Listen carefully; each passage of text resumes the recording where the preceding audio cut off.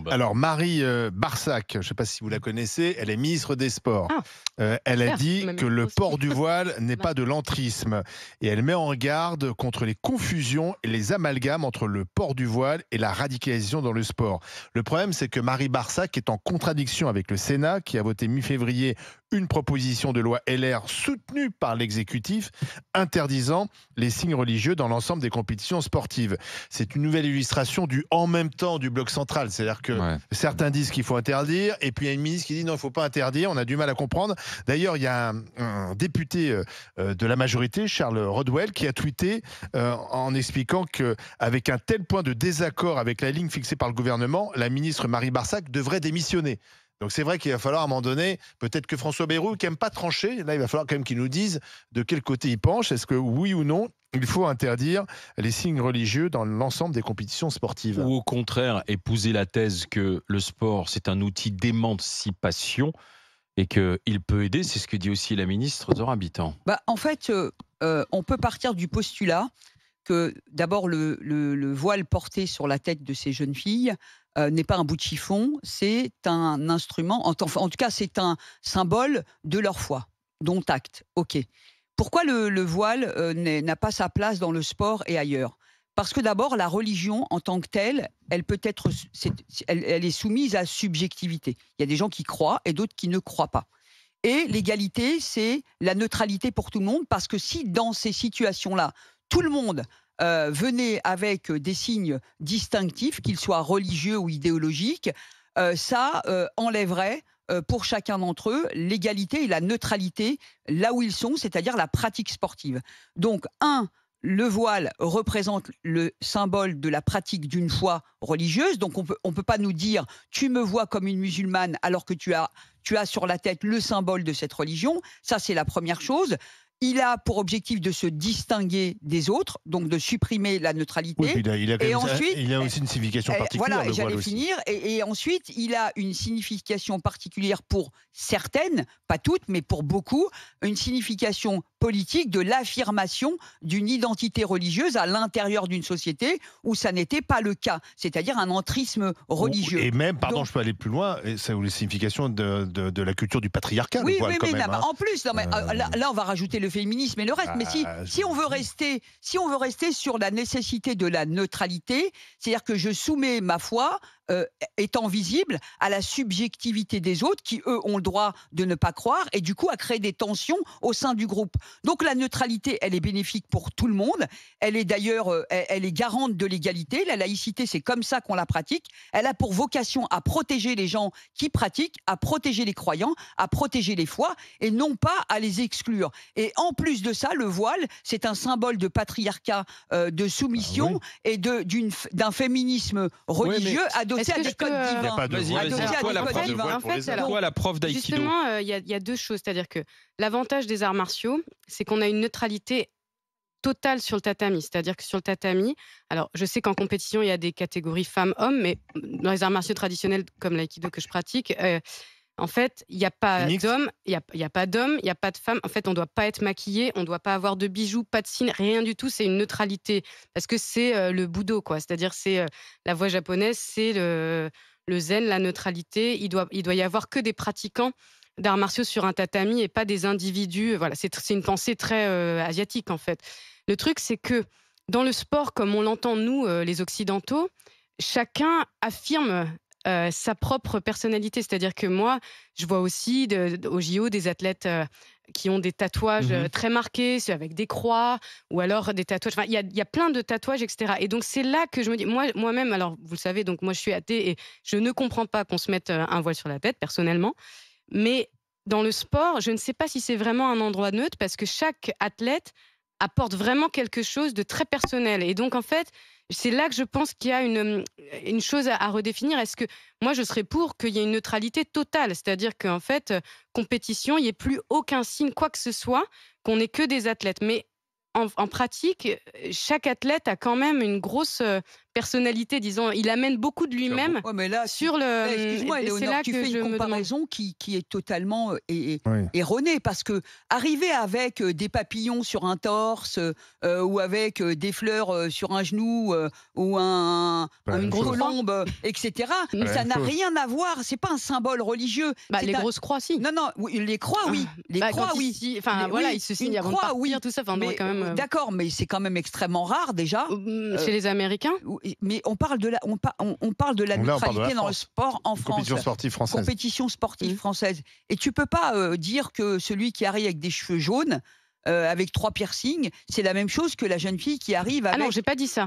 J'ai dit un que là, je féminisme voyais une religieux. nuance parce qu'en fait, je comprenais comment ils arrivaient à court-circuiter un peu le truc de neutralité parce que, voilà, autant voilà, dans les arts martiaux, il y a vraiment une neutralité qui est affichée, on ne voit pas de différence, autant dans certaines compétitions sportives, on a beaucoup de Mais choses, regarde, quoi, du militantisme, des choses Et comme ça qui sont sur les terrains de sport, en fait. je terminerai là-dessus. Il ne s'agit pas d'exclusion, au contraire. Il s'agit de préservation de la foi des uns et des autres. La neutralité, c'est la garantie du respect. Oui, mais je crois pas qu'il soit neutre, justement. Non, C'est mais ça que je te quand dis. certains disent que c'est intégrer le voile dans le sport, c'est l'émancipation Ah non, moi, et je dis pas ça, hein. l'inclusion, c'est justement le contraire, puisque le voile, par essence, dans nos codes sociaux à nous, Non, mais il est patriarcal. En fait, je te rejoins sur ce point-là. La nuance que j'amène, c'est que pour moi, il n'y a pas vraiment de neutralité déjà dans les compétitions sportives. Mais- Moi, j'aimerais une neutralité totale. Mais L'enjeu, là, là, c'est de ne pas se positionner sur le terrain de la neutralité.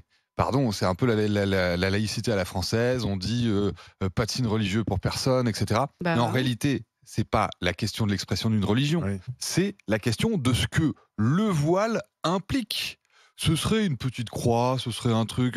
Ça me dérange pas le signe religieux en lui-même. En revanche, le voile, qu'est-ce que c'est ? C'est un symbole de soumission de la femme, en opposition complète avec nos valeurs.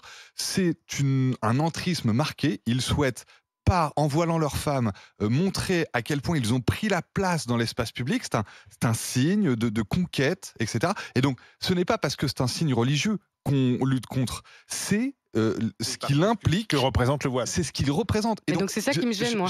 Moi, je serais changeons contre de les signes terrain. religieux, Mais pas non, contre ce changeons que de ça terrain, parce représente. que Mais bon. la laïcité à la française, où on interdirait à David et Samuel de porter une petite croix, une petite étoile de David, qu'on interdirait à Jean-Édouard de porter une petite croix catholique, tout ça c'est un peu con. Ça ne dérange pas la petite croix de chacun, etc. Le petit signe. Ce qui dérange, c'est... Est-ce que c'est de l'entrisme ? Le signe, oui, c'est un entrisme. C'est le D'accord. signe d'une Quand conquête. tu t'accroches pour Le le garder, voile, oui. Le voile, c'est le signe d'une conquête. Parce que rien n'empêche. Conquête des femmes et conquête des espaces et des sociétés. Rien Et donc n'empêche. c'est pour ça qu'on lutte contre le voile. Rien n'empêche une athlète d'enlever son voile Ah, le nous, on a temps beaucoup de ça, hein, dans le les temps de la dojos, ils compétition. enlèvent. Le temps de la compétition sportive. Je veux dire, par Ouais. exemple, le voile est interdit aux fonctionnaires. Exactement. Eh bien, j'imagine qu'il y a des femmes voilées qui arrivent à leur boulot, ils l'enlèvent et puis le remettent quand on finit de bosser. Pareil à l'école, puisqu'il y a des jeunes filles voilées arrivent à l'école, enlèvent le voile le temps de scolaire et repartent. Donc rien n'empêche une femme qui veut être voilée d'enlever son voile le temps de la compétition. Non, mais tout à fait. Et quand la femme ne veut pas le faire, c'est là où il y a effectivement une démarche politique. Elle veut à tout prix, le voile est plus important finalement que tout. C'est là où il y a de l'entrisme. Mais rien n'empêche d'enlever son voile. Je veux dire, où est le problème Après, il y en a fait. une médiatisation dans les compétitions sportives qu'il n'y a pas dans. Justement, peut-être que c'est le rapport à qui Est-ce te qu'il faut voit. faire une Bah distinction donc c'est là où c'est de l'entrisme. mais C'est-à-dire que si tu veux porter le voile, non pas parce que c'est ta foi, mais parce que tu veux le montrer Je à le voyais la dans terre le. entière, Oui, ça s'appelle de l'entrisme et et c'est une l'argument démarche politique. Et c'est ça. inverse serait quand on est entre nous, entre gens qu'on connaît, bon, bah, on enlève le voile. Et par contre, quand c'est plein de gens qu'on ne connaît pas, il y a aussi ça. Moi, je sais que quand tu dis ils voilent, moi, je suis contre tout signe de religieux, donc vous l'avez compris. Tu es athée. Voilà. Oui, et la religion, ça me hérisse fortement. Le truc, c'est que quand il dit il, en fait, moi, au départ, je pensais ça, c'est-à-dire, je me disais, je voyais tous les hommes qui voilaient les filles et tout ça. Mais en fait, ce qui est plus problématique pour moi, c'est que c'est leur choix à elles, souvent. Non, ça Ah peut si, pas toi être tu un dis choix non, mais éclairé. moi j'en connais plein. Donc Ça, en fait, j'en connais plein qui, justement, quand ils entendent ton discours, Parce qu'elles sont se biberonnées ruent dans aussi, les hein. brancards et du coup, tu as l'effet inverse avec ton discours parce que ces jeunes filles-là vont Oui, mais avoir s'ils sont encore bib- plus envie de se voiler pour Ah. dire Oui, mais c'est Éléonore, pas les ça, hommes qui me non, mais dirigent, c'est Éléonore, moi-même. Éléonore, Donc, ça c'est un argument qu'on nous a sorti. non, je À suis l'époque, désolée, c'est à autour de l'époque. moi. Il y a Non, des femmes qui se voilent et oui, ça m'afflige. oui, Non, mais Mais Éléonore, c'est pas quelqu'un oui, qui mais les c'est pas un force. argument. c'est pas un argument. C'est Bah, comme on c'était nous avait... l'argument Non, d'Antoine. quand tu dis oui, en mais tout elles cas. sont libres, elles ont décidé elles-mêmes, bien sûr. Mais moi, je peux décider de rouler à 150 sur autoroute et pourtant c'est interdit. Exactement. Donc ça, c'est pas un Mais c'est argument. pas interdit d'être voilé. En fait.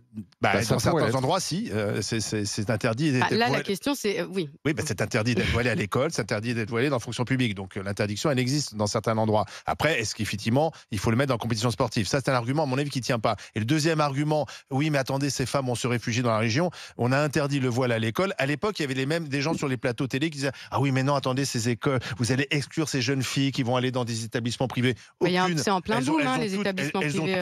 elles ont toutes accepté à ce moment-là d'enlever le voile. Et ça, c'est Mais là, il y a passé un comme lettre à la retour. poste. Enfin, il y a un retour. Non, Elles mais sont toutes en regardez, train il y de a une mettre des histoire. vieux vêtements. Non, mais ce qui est tout le long, là. incroyable, Qu'est-ce c'est que la qu'on souhaite symbolique, elle est forte en France. Il y a une histoire. C'est-à-dire que la visibilité, en dehors de l'individu elle-même, en dehors de sa foi, que personne ne doit discuter, parce que la laïcité, c'est la garantie pour chacun de ne croire ou ne pas croire, et ça, on doit le respecter. Mais la visibilité permanente, cette espèce de volonté d'afficher la voix, d'afficher le voile et de s'afficher comme musulmane et de s'identifier comme religieuse d'abord, c'est imparable. Je veux dire, on ne peut pas nous reprocher à nous de voir, les femmes comme musulmanes lorsqu'elles se voilent. Ça, c'est la première chose. La distinction par rapport aux autres, elle est aussi importante. C'est-à-dire que le féminisme qui crée des frontières entre la pudeur et l'impudeur, à quel moment on est pudique, à quel moment on ne l'est pas.